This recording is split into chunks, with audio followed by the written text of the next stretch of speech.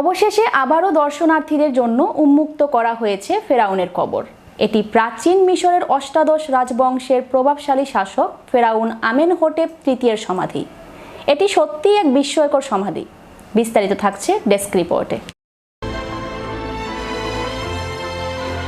দীর্ঘ 2 দশকের সংস্কার কাজ শেষে অবশেষে আবারও দর্শনার্থীদের জন্য উন্মুক্ত করা হয়েছে মিশরের ভ্যালি অব দ্য কিংস বা রাজাদের উপত্যকাতে অবস্থিত অন্যতম বৃহৎ সমাধি।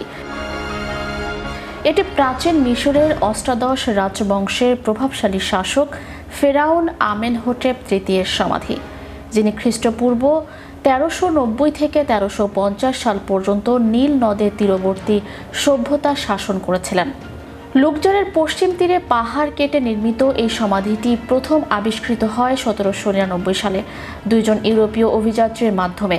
তবে আবিষ্কারের পরপরই সমাধির ভেতরে ধনরত্ন ও মূল্যবান নিদর্শন, এমনকি সোনার কফিনটিও লুট হয়ে যায় বলে নিশ্চিত করেছে মিশরের প্রত্নতাত্ত্বিক কর্তৃপক্ষ। গত 2 দশক ধরে জাপানি প্রত্নতত্ত্ববিদদের নেতৃত্বে 3 ধাপে পরিচালিত হয়েছে সমাধিটির পুনর্নির্মাণ প্রকল্প। এই সময় সমাধির দেয়ালে অঙ্কিত আমেনহোটেপ ও তার স্ত্রীর চিত্রকর্মগুলো পুনরুদ্ধার করা হয়েছে। মিশরের সর্বোচ্চ প্রত্নতাত্ত্বিক পরিষদের মহাসচিব মোহাম্মদ ইসমাইল বলেন, এটি সত্যি এক বিস্ময়কর সমাধি। এখানে এখনও চুরি হওয়া কফিন বাক্সের ফ্রেমে রয়েছে, যার ঢাকনাটি সঠিক জায়গাতে স্থাপিত আছে। সমাধির প্রবেশ পথটি প্রায় 118 ফুট দীর্ঘ ও 45 ফুট গভীর ঢালু করিডর, যা সরাসরি নিয়ে যায় ভেতরের প্রধান কবর কক্ষে।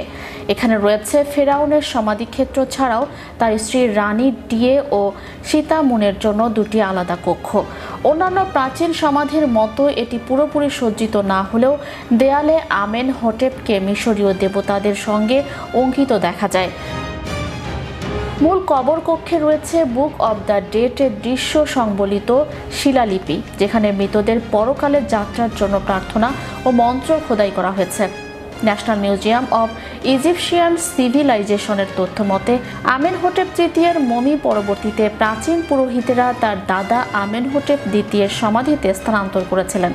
বর্তমানে ক্ষতিগ্রস্ত সেই মমিটি কায়রোর ওই জাদুঘরে সংরক্ষিত আছে, যেখানে আরও 16 জন প্রাচীন রাজা রানীর মমি প্রদর্শিত হচ্ছে। আমেনহোটেপ তৃতীয়, যিনি ইতিহাসে আমেনহোটেপ দ্য গ্রেট নামে পরিচিত, কৈশোরে সিংহাসনে আরোহণ করেন এবং টানা প্রায় 38 বছর মিশর শাসন করেন। তার শাসন আমলকে প্রাচীন মিশরের অন্যতম সোনালী অধ্যায় হিসেবে গণ্য করা হয়। সমাধিটির পুনরায় উদ্বোধন হলো গিজার পিরামিড সংলগ্ন গ্র্যান্ড ইজিপশিয়ান মিউজিয়ামের আনুষ্ঠানিক উদ্বোধনের মাত্র কয়েক সপ্তাহ আগে।